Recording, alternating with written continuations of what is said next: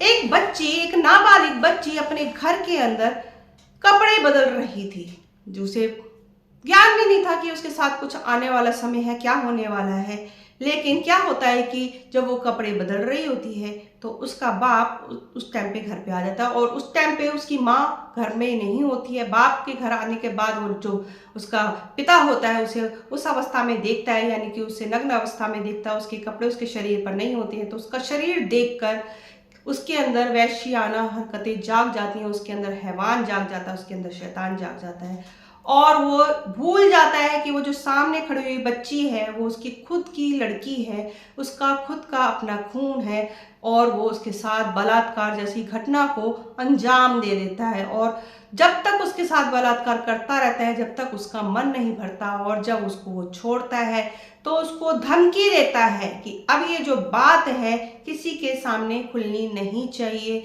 अगर तुमने ये बात किसी को बताई, खास करके अपनी माँ को बताई, तो तुम्हें और तुम्हारी माँ को मैं जान से मार दूंगा। इतना कहकर वो वहां से चला जाता है। लेकिन जब उसकी माँ घर में आती है, उस बच्ची की माँ, तो वो रो रो के उसके सीने से लिपट कर सारी जो दास्तान है बयां कर देती है। आज जो कहानी मैं आपके सामने लेकर आई हूँ, बेहद ही रिश्तों की जो कड़वाहट है, रिश्तों के अंदर जो एक शर्म होती है, लाज होती है, जो मर्यादा होती है, उसको खत्म करने वाली, उस लकीर को खत्म करने वाली ये कहानी है। ये घटना अपने आप में बेहद ही दुखद है, जो जहाँ पर एक बाप ने नहीं सोचा कि मैं अपनी बच्ची के साथ में क्या गलत हरकत कर रहा हूँ। तो आइए जानते हैं पूरी घटना, पूरा सच। नमस्कार, आदाब, सत श्री अकाल। मैं हूं सोनिया और आज लेकर आई हूं आपके सामने जो ये कहानी है, ऐसी कहानी जहां पर इन रिश्तों की जो मर्यादा है पूरी तरीके से खत्म हो चुकी है। शायद आज के टाइम में एक लड़की का पैदा होना वाकई में जुर्म हो चुका है। इसे अब पैदा होना ही नहीं चाहिए। अब जब ऐसी हरकतें जब देखते हैं, ऐसी आसपास घटनाएं देखते हैं, तो उसके बाद ऐसा ही लगता है कि लड़की होना बहुत बड़ा पाप है। ये जो पूरा मामला है पंजाब का है, पंजाब का लुधियाना एक जगह है, वहाँ की ये बात है। और ये जो बात है कई साल पुरानी है, लगभग जुलाई की है, और 1999 की ये बात है। और वहाँ पर एक बाप ने अपनी बच्ची के साथ में वेश्या ने हरकत की, और उसके बाद में जो है धमकी देकर वहाँ से चला गया। उसकी माँ तुरंत वहाँ पर पुलिस स्टेशन लेके गई, जहाँ पर उसकी रिपोर्ट लिखाई, सारी बात हुई, मेडिकल हुआ, तो ये जांच सिद्ध हो गया, और उसके बाद उसके बाप को गिरफ्तार कर लिया गया। जो उसका बाप है, यानी कि उस आदमी का, व्यक्ति का नाम है मोहिंदर सिंह, और उस समय उसकी उम्र 41 वर्ष रही होगी, और वो फिर जेल चला गया। जेल जाने के बाद में ये केस चलता रहा, और सारे सबूत जब उसके खिलाफ हो गए तो मई 2001 में उस पे सारे आरोप सिद्ध हो गए, और उसे आजीवन कारावास और फांसी की सजा सुनाई गई, और वो जेल में ही वहीं पर रहने लगा।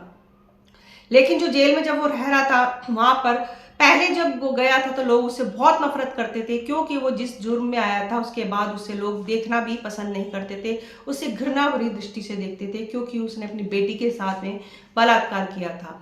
लेकिन जब उसका व्यवहार था वहां पर बहुत अच्छा रहने लगा, और सबके साथ में बहुत प्यार से रहने लगा, और जेल का जितना भी काम था बड़े समय से और जो मुस्तैदी से करने लगा, तो वहाँ के जो लोग थे उसके साथ में बातचीत करना शुरू हो गए, और ऐसे करके समय बीतने लगा। और कुछ समय बाद किसी ने उससे सलाह दी कि तुम्हारा व्यवहार इतना अच्छा है, और पता नहीं तुम किस जुर्म में जो आए हो सच है या झूठ है, लेकिन तुम पैरोल पे बाहर जा सकते हो, अगर तुम अपील करो तो शायद तुम्हें पैरोल मिल जाएगी। जब उसने ये बात सुनी तो उसने पैरोल की अपील की, और उसकी पैरोल मंजूर भी हो गई, और पैरोल पे वो बाहर भी आ गया। 8 जनवरी 2006 को वो पैरोल पर बाहर आ गए, यानी कि वो 5 साल बाद, 6 साल बाद जेल से बाहर आया। और उसके बाद वहीं पर होबी वाला एक जगह है, और वहाँ पर प्रताप सिंह वाला यहाँ पर जगह है, जहाँ पर उसकी माँ बेटी रहती होती हैं वहाँ पर।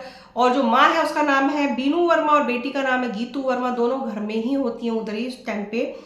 और उस टाइम पे जो घर में एक उनकी रिश्तेदार भी होती है, उसका नाम था शीलू वर्मा, चालू वर्मा, वो उधर ही अवेलेबल होती है। और वो जो मोहिंदर सिंह होता है वो सीधा उधर ही जाता है, और सीढ़ी लगाकर दीवार का टाप कर उनके घर में घुस जाता है। उस समय जो माँ है उसकी लड़की की पूजा कर रही होती है, और पूजा करते हुए एकदम से उसके पीछे जाके कुल्हाड़ी से वार कर देता है उसके सर पे, जैसे ही उसके सर पे कुल्हाड़ी से वार करता है तो वो वहीं गिर जाती है, चीखने लग जाती है, और जैसे ही वो चीखने लग जाती है, विरोध करती है, तो उसके हाथ पर भी कुल्हाड़ी बड़ी जोर से लग जाती है, उसका हाथ भी कट जाता है। उसके बाद उसके पेट में वो कुल्हाड़ी मारता है और लगातार कुल्हाड़ी मारते उसकी गर्दन पर वार करता है। 4 कुल्हाड़ी मारने के बाद वो जो औरत है, वो जो माँ थी उस बच्ची की, वहीं के वहीं ढेर हो जाती है। जब चीख पुकार मचती है तो बच्ची भी बाहर तुरंत निकल कर आती है देखने के लिए कि हुआ क्या है। जैसे ही वो पहुंचती है और देखती है कि उसके बाप ने ही उसकी माँ का कत्ल कर दिया है, तो वो चिल्लाने लगती है और उसे भी वहीं पर उसे लपेटे में ले लेता है। उसके ऊपर भी कुल्हाड़ी से वार करता है और लगातार उस पर भी कुल्हाड़ी से वार करता जाता है और 9 वार उस पर करता है। उसके बहुत जो है बुरी तरीके से घायल करके उसे भी मौत के घाट उतार देता है। लेकिन जो घर में रिश्तेदार जो उस समय मौजूद थी, शालू वर्मा, वो जब ये सारा वाकया अपनी आंखों से देख लेती, चश्मदीद गवाह होती है और वो चीखने चिल्लाने लग जाती है और भागकर अंदर कमरे में अपने आप को बंद कर लेती है ताकि वो बच सके। और वो महेंद्र सिंह उसके पीछे भी दौड़ता है, लेकिन वो अपने जो शोर मचाने लग जाती है बहुत जोर जोर से, तो आस पड़ोस के लोग सुन लेते हैं और वो आ जाते हैं। जैसे ही वो आस पड़ोस के लोग आते हैं तो वो वहां से भाग जाता महेंद्र सिंह और वो जो शालू वर्मा है बच जाती है। उसके बाद जो है दोबारा जो एक रिपोर्ट है पुलिस स्टेशन में दर्ज की जाती है, जहां पर जो उधर के एसएच जो पुलिस अधिकारी थे सारे उसको उसे तुरंत ही एक्शन में आके उसे गिरफ्तार कर लेते हैं और ये उस पर केस दोबारा दर्ज किया जाता है।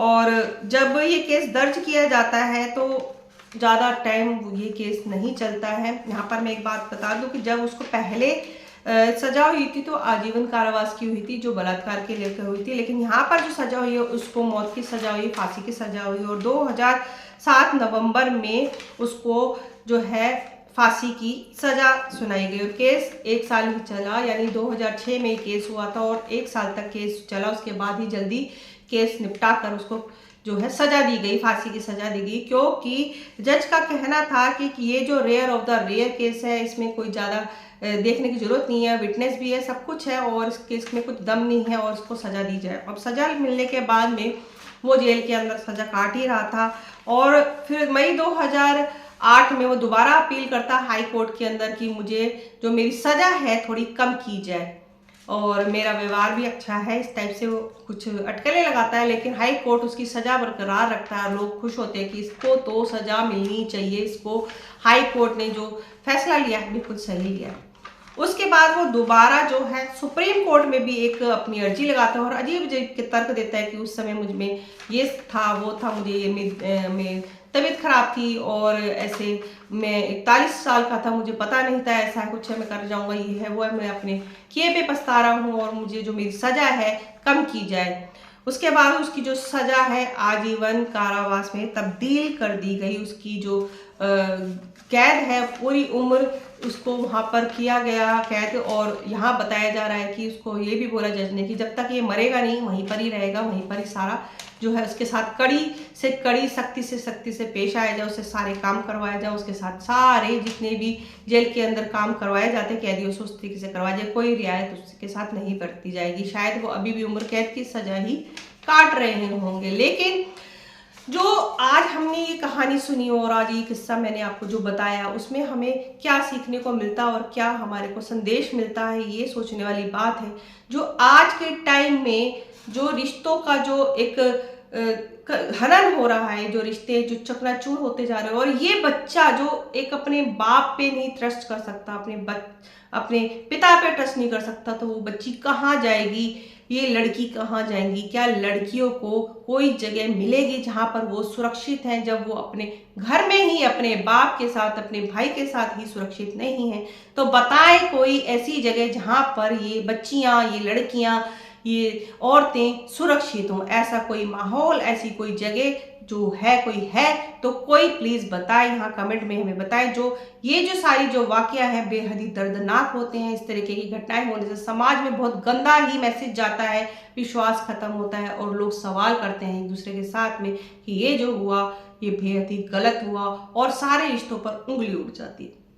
हम अपने बच्चों को अपनी नज़र के अंदर रखें, सुरक्षित रखें, हमेशा उन्हें अपने पास रखें और उनको समय समय पर सारी जो चीज़ें हैं पूछते रहें कि उनके साथ में कुछ गलत तो नहीं हो रहा। ये सारी चीज़ें पूछना और जानना हमारा फर्ज है और ऐसे लोगों से बचना और ऐसी जो गलत घटनाओं से बचना हमारा फर्ज बनता है। आज के लिए बस इतना ही।